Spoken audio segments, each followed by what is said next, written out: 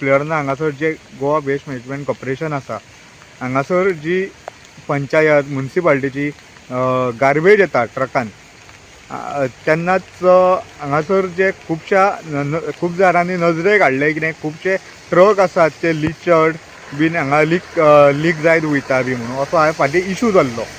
तेज्या खातीर Goa waste management corporation आनी RTO डिपार्टमेंट हेंच्यानी दोगांनी मेळोन एक स्पेशल ड्रायव्ह कंडक्ट केल्लो आसा.